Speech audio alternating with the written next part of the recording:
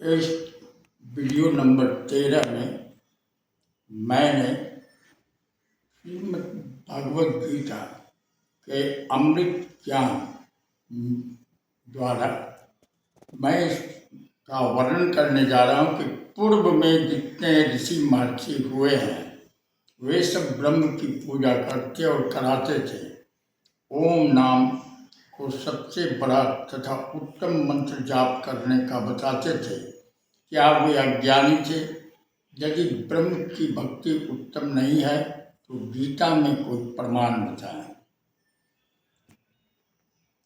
इसके आंसर में मैं ये बताने जा रहा हूँ कि पूर्व में बताया गया है कि यथार्थ अध्यात्म ज्ञान स्वयं परमेश्वर परमाक्षर ब्रह्म धरती पर सशरीर प्रकट होकर ठीक ठीक बताता है।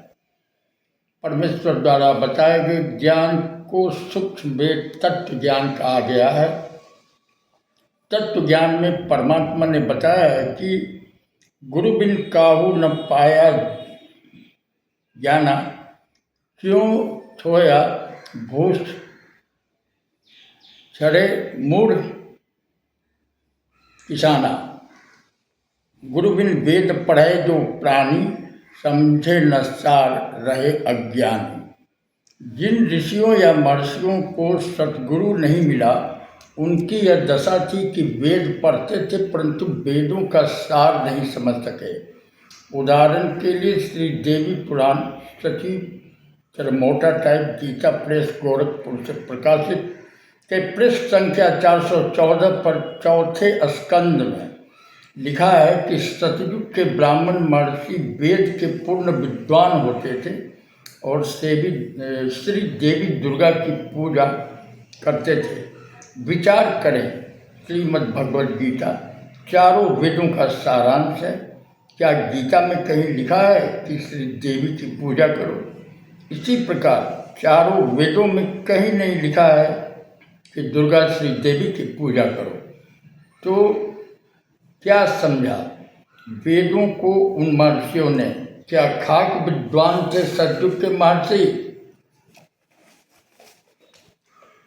उन्हीं महर्षियों का मनमाना विधान है कि ओम नाम सबसे बड़ा अर्थात उत्तम है, जो कहते थे कि ब्रह्म पूजा भक्ति सर्वश्रेष्ठ है।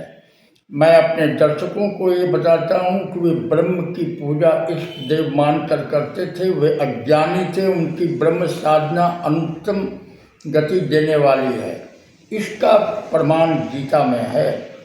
श्रीमद् भगवद गीता के अध्याय 7 श्लोक संख्या 12 से 15 में तो बताया है कि जो तीनों गुणों रजगुण ब्रह्मा, सद्गुण विष्णु तथा तमगुण शंकर की पूजा करने वाले राक्षस स्वभाव को धारण किए हुए मनुष्यों में नीच दूषित कर्म करने वाले मूर्ख मुझे भी नहीं भजते, यह गीता ज्ञानदाता काल ब्रह्म ने कहा है। फिर गीता अध्याय 7 के श्लोक 16 से 18 तक गीता ज्ञानदाता काल ब्रह्म ने कहा है कि मेरी भक्ति 4 प्रकार के भक्तजन करते हैं: अर्थार्थी, आर्त्र, जिज्ञासु तथा ज्ञानी। ज्ञानी मुझे अच्छा लगता है, ज्ञानी को मैं अच्छा लगता हूँ।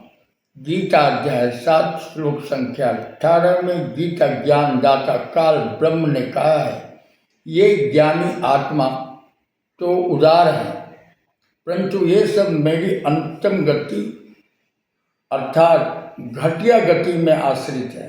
गीता अध्याय 7 श्लोक 18 में गीता ज्ञानदाता काल ब्रह्म स्वयं स्वीकार कर रहा है कि मेरी भक्ति से होने वाली गति अनुत्तम अर्थात घटिया है। गीता अध्याय 7 श्लोक 19 में कहा है, बहुनाम जन्मानाम अन्ते ज्ञानवान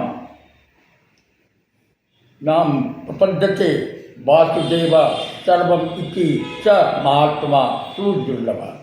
इस श्लोक के अनुसार यह बताने वाला महात्मा बहुत मुश्किल से मिलता है कि वासुदेव ही सब कुछ है, यही सबका सृजनहार है, यही पापनाशक पूर्ण मोक्षदायक,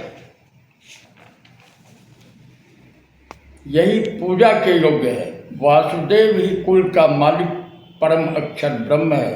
केवल इसी की भक्ति करो, अन्य की नहीं। इसीलिए ये पवित्र मंत्र है ओम नमो भगवते वासुदेवाय। गीता ज्ञानदाता काल ब्रह्म ने भी स्वयं कहा है कि हे अर्जुन, तू सर्वभाव से उस परमेश्वर की शरण में जा।